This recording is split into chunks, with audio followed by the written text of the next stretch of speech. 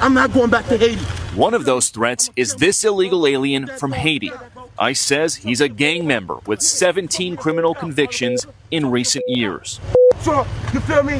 Yo, Biden forever, bro. Thank Obama for everything that he did for me, bro. ICE Boston quickly takes down its next targets, including this illegal alien from Brazil who has an Interpol red notice for armed robbery. This Salvadoran illegal alien charged locally with rape and released by a sanctuary jurisdiction. Señor, ¿cómo se llama? And this Dominican illegal alien charged with assault with a deadly weapon and heroin trafficking.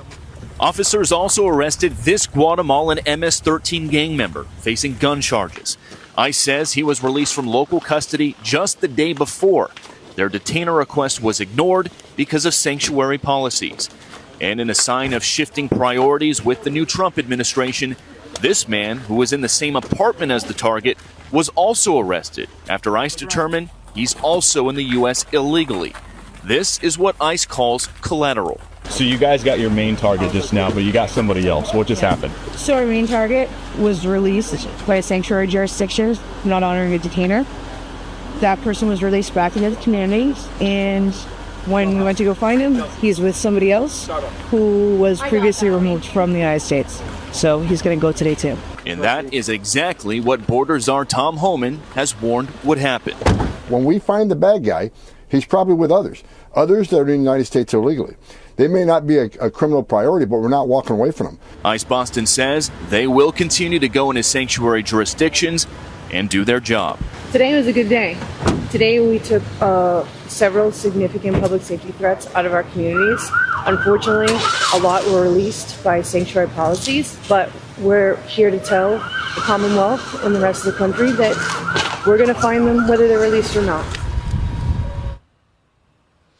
And guys, shortly after we finished filming, ICE Boston told us they arrested 2 more targets in other parts of town away from our cameras. One of those targets is a previously deported Honduran illegal alien who was arrested for raping a woman while putting a gun in her mouth. The other target they got is a Haitian man who first flew into the United States in 2023 as part of President Biden's controversial migrant flights mass parole program. Well, they just picked him up yesterday because he's been arrested locally for sexual assault.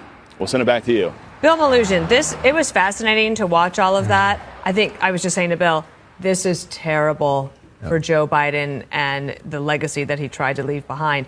A question from me, how soon will they actually be leaving the country? Does that take a long time? It depends what country they're from. If they're from cooperable countries like El Salvador, Guatemala, countries like that, it can be quick. It can be within days or weeks. If it's countries that are harder to deport, countries that don't cooperate with the U.S. as much, it can go into a process of months. But the Trump administration is changing policies with something called expedited removal. The bottom line is people at home don't need to understand all the policies. The Trump administration is just going to work as fast as they can to get all the people you just saw on camera there out of the country as fast as possible. They're also going to use their State Department, now led by Marco Rubio, to put pressure on countries that don't cooperate with the U.S. as much when it comes to those deportations. Bill, just two points of clarification here. It seems a lot of these crimes are associated with sex crimes. I'm just looking at the list a bit earlier today. I don't know if that generally is the case or not.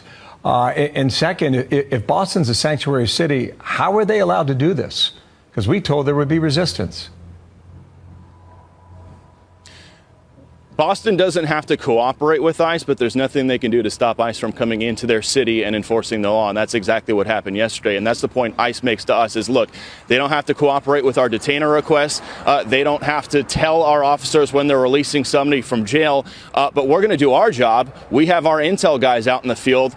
We have people with eyes all over the place, and we're going to snatch those guys. So they can make ICE's job more difficult, longer, and more dangerous, but it's not going to stop ICE from doing the job, guys. The bottom line is, ICE says it's safer for everybody involved if locals would just hand these guys over in jail once they're arrested, but they don't. They let them out onto the streets. They don't tell ICE about it, so ICE has to spend a lot of resources gathering intel, finding these guys, and then going out into the community to do arrests, which could be dangerous. You saw that combative Haitian man, and then you saw, in the case of that one MS-13 member, his friend got snagged. They weren't even looking for him. him. They were looking for the MS-13 guy. They picked him up because a sanctuary jurisdiction released the MS-13 guy. ICE found him and then found the guy he was in the apartment with. They found out he was an illegal alien as well. So now he's going to be deported too. Wow. Amazing. Bill Melugin, thank you so much. More to come on Underway. that. Thank you, Bill.